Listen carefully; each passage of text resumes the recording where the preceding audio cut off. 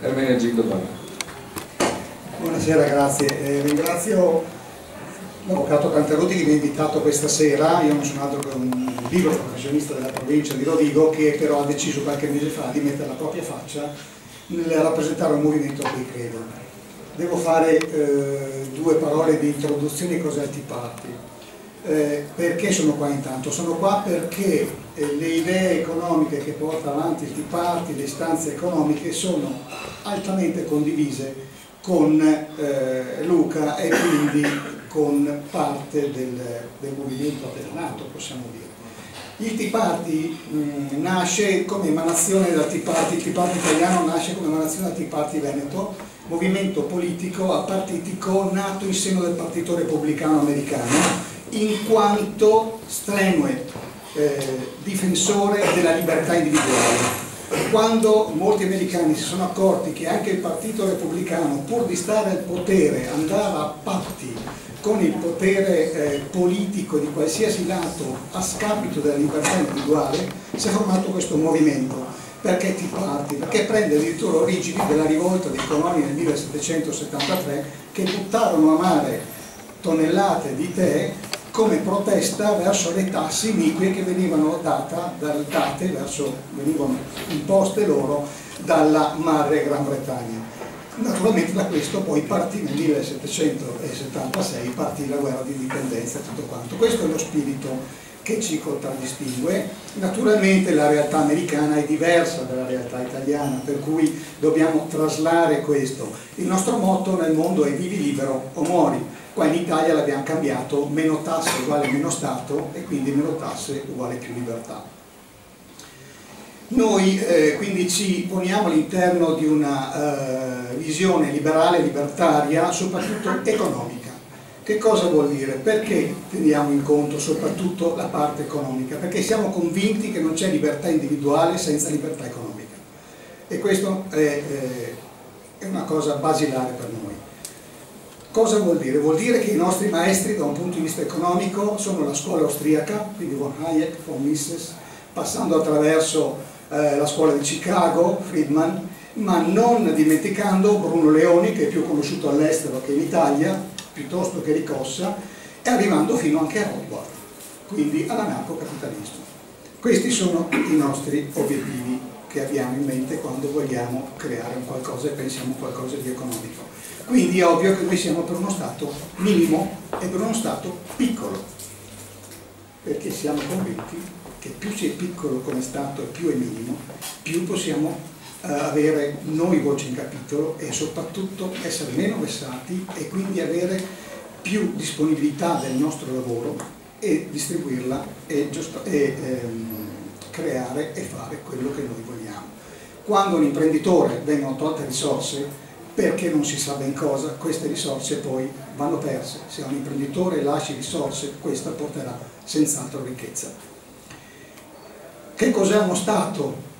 Ci prendiamo la definizione di Bruno Leoni: è uno status, è un centro di potere, che si voglia o no, di un particolare gruppo di persone in un particolare luogo, in un particolare momento. Bruno Leoni è un economista, non lo sono inventato io, io parlo per fasi fatte in base a queste persone, perché non ho la capacità di avere, diciamo, io stesso venire qua a raccontarvi qualcosa, ma vengo e riporto quello che dicono queste persone a cui noi miriamo. Cosa dovrebbe essere lo Stato? Quindi dovrebbe essere un qualcosa che governa al di sopra delle parti, che riesce a mediare, che fa in maniera che i servizi che vengono erogati siano diciamo giusti e abbiano un giusto retribuzione fra i costi e fra i servizi dati. Questa è una pura illusione, lo vediamo ormai ultimamente, lo vediamo in Italia. Questo non è assolutamente vero.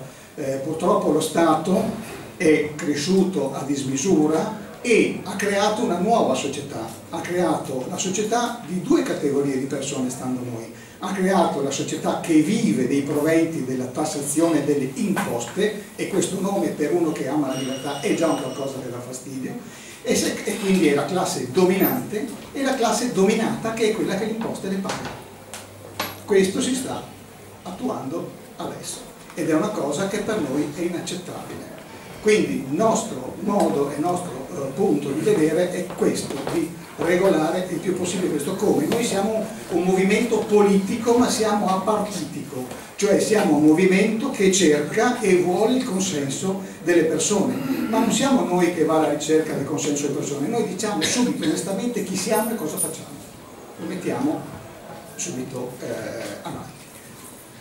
Quindi uno Stato che noi cerchiamo è uno Stato snello, minimo. Cosa vuol dire? Per noi lo Stato deve avere, non arriviamo all'estremismo lombardiano di uno Stato assente, ma certo uno Stato ci deve essere. Quando è che deve intervenire lo Stato? Intanto per la difesa dei confini, per le malattie, nel senso di epidemie, nel proteggere il cittadino e aiutarlo durante gli eventi sismici, alluvioni e qualcos'altro, e non lasciarlo e abbandonarlo là, perché se comincia a non far più neanche questo lo Stato che cosa deve fare, non lo sappiamo, o perlomeno deve amministrare quei servizi che possono essere erogati solo se una comunità più ampia ne sostiene i costi. Questo però non vuol dire che una volta che ha deciso di erogare questi servizi sia lui il primo che li deve erogare. Una volta individuato il servizio lo può demandare benissimo a qualcun altro, lo può demandare a qualcuno che ha interesse di erogarlo in maniera migliore. Non si devono creare monopoli, si devono creare invece concorrenza fra i servizi e fra chi fornisce i servizi. Diceva Milton Friedman che ogni volta che c'è un'imposizione fiscale si va a impoverire e a agire direttamente sulla libertà individuale, e a son di agire sulla libertà individuale si può agire poi sulla libertà totale. Questa è quindi la nostra visione che abbiamo adesso, ed è questo che noi vorremmo che venisse fatto fuori, venisse un domani, che eventualmente può nascere una nuova entità.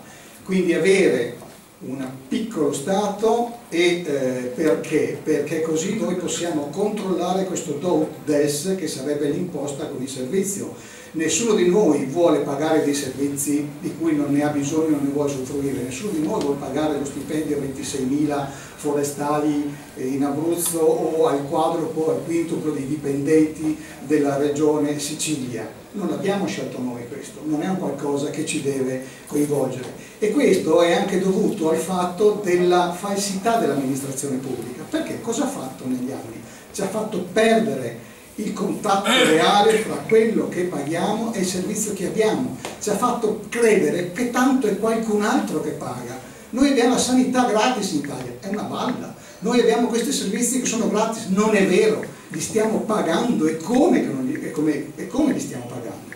Noi questo dobbiamo evitare che succeda, dobbiamo avere un contatto più diretto e quindi avere il controllo di quello che viene speso. Io sono convinto, se qualcuno di noi venisse ogni volta che c'è una spesa, questo so che è teorico, non è pratico, interrogato su poi che spendiamo questi miliardi per fare la torre più bella in quel paese, non so se quelle torri verrebbero, voglio dire, costruite. Questo non lo so, ci vorrebbe un qualcosa di più diretto, e questo è il nostro modo di vedere, compresa anche la corruzione, che è legata al grande, che è legata a queste nostre grandi forme di Stato. In una forma più piccola questo tutto verrebbe più controllato e meno sviluppato.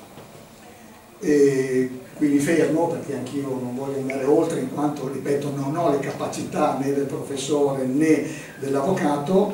Voglio solo dire che, se posso permettermi 30 secondi, dire uno dei nostri grandi cavalli di battaglia che stiamo battendo è l'esenzione IMU.